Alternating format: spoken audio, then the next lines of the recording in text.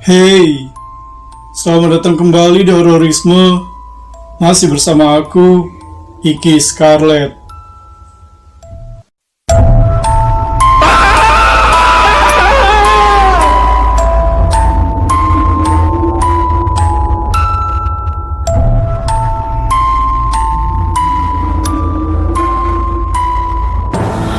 Subscribe gengs, ayo gabung. Gimana kabar kalian teman-teman? Udah lama juga ya Hororisme nggak ngomongin tentang penampakan dan hantu. Hari ini gue mau ngajakin kalian untuk ngebahas penampakan-penampakan yang sedang viral, yang sedang menjadi buah bibir saat ini. Mulai dari video TikTok, entah siapa yang niup lilinnya, terus juga ada hantu korban kebakaran di tahun 1677, sampai hantu korban pembunuhan sebelum hari pernikahannya. Lebih serem mana sama korban PHP? Kayaknya langsung aja ya. Dan ini dia kompilasi ala Hororisme. Gadis kecil berambut panjang. Awalnya sih nggak ada apa-apa. Keluarga bahagia ini yang sedang bersuah foto kaget dan merasa ketakutan setelah melihat foto ini.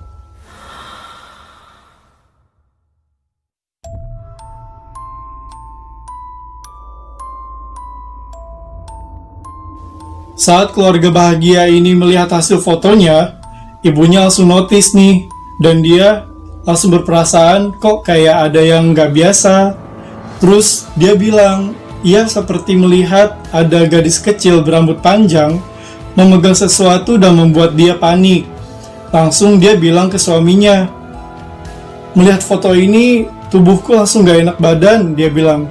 Habis itu, anaknya ini kerap kali nangis setiap malam dan gak mau tidur di kamarnya, dan maunya tidur bersama orang tuanya karena posisi penampakan yang tadi itu ada di kamarnya si anak. Dan sampai sekarang belum diketahui bahwa sesuatu itu atau penampakan itu siapa dan apa tujuannya, masih belum bisa dicari tahu teman-teman. Penampakan pocong di lokasi pembangunan. Sekarang kita balik ke Indonesia nih. Salah satu teman pekerjanya yang lagi motret pada saat pekerjaan ini sedang berlangsung, dia kaget kok kayak ada asap, dan asap ini mirip banget sama pocong. Ada dua lagi pocongnya. Ini dia, pocong yang pertama itu posisinya kayak lagi setengah ruku, terus nengok begini. Terus yang kedua itu ada di sebelah truk, lagi berdiri tegap. Kata orang yang foto di belakang, kata temennya ini kok kayak berasa ada yang ngawasin, dan si pocongnya ini juga ngikutin pada saat pekerjaan sedang berlangsung.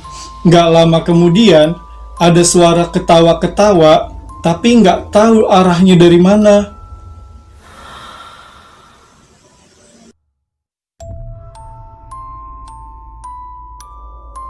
Penampakan kuntilanak di Cilegon. Masih di Indonesia nih teman-teman, tapi kita geser sedikit ke kota Cilegon. Belum lama ini sedang ada pembangunan sebuah gedung yang ada di kota Cilegon sana. Foto ini viral karena adanya bayangan putih yang diduga sebagai kuntilanak.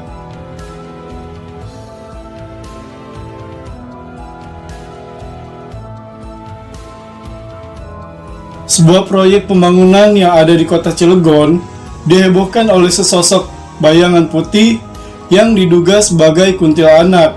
Pasalnya, salah seorang pekerja yang bekerja malam pada saat itu mendengar adanya suara berisik layaknya ada yang bekerja. Padahal, di malam itu tidak ada yang bekerja sama sekali teman-teman. Suara bunyi tek-tek-tek seperti suara berisik, seperti sedang melakukan suatu pekerjaan gitu gengs.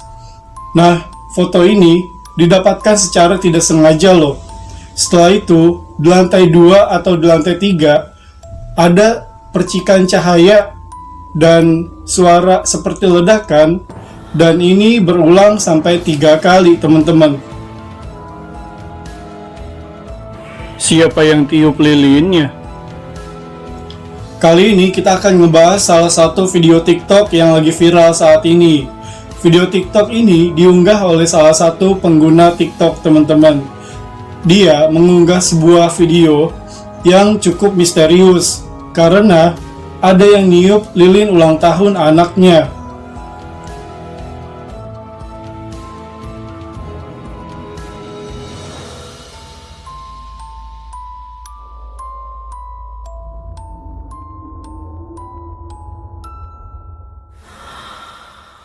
Jadi ceritanya, anak kecil yang udah siap mau tiup lilinnya tadi, seolah kayak udah notice nih, kayak ada orang lain yang mau niup lilin juga. Bisa kita lihat dari arah lilinnya, teman-teman. Lilinnya itu ketiup ke arah kiri, berarti sesuatu yang gak kelihatan tadi, itu ada di sebelah kanan. Banyak yang berspekulasi bahwa yang niup lilinnya ini adalah orang yang pegang kamera. Setelah gue cari tahu, ternyata yang pegang kameranya itu ibunya. Dan ibunya bilang kalau ibunya itu posisinya ada di depan mereka gitu, depan anak dan suaminya. Nah, berarti yang niup itu siapa? Posisi ibunya di sini, posisi ayah sama anak di sini.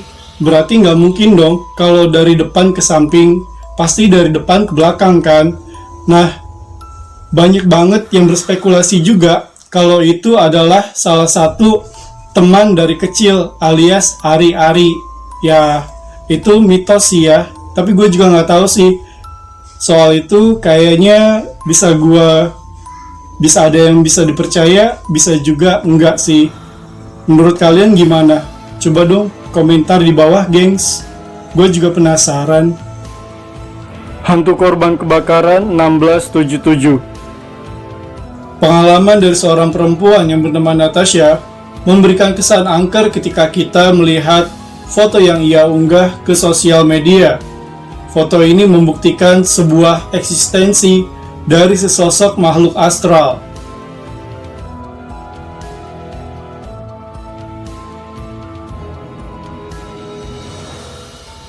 Jadi gini ceritanya, teman-teman. Waktu itu, Natasha dan teman-temannya sedang mengabadikan sebuah foto pada saat ia menonton pertandingan Piala Dunia.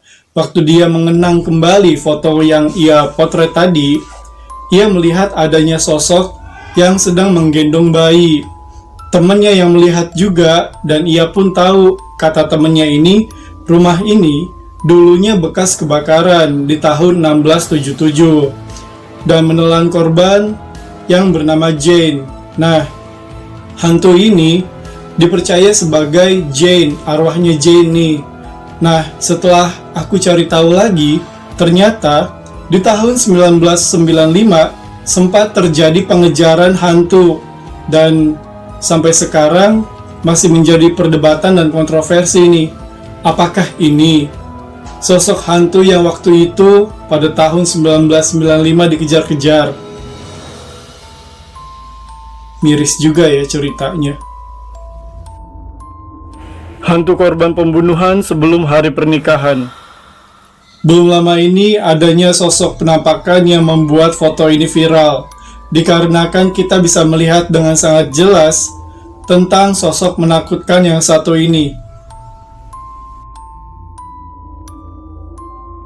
Pria yang bernama Adam ini mengatakan, kamera CCTV menangkap adanya sosok misterius yang seperti wanita menggunakan gaun warna putih, teman-teman.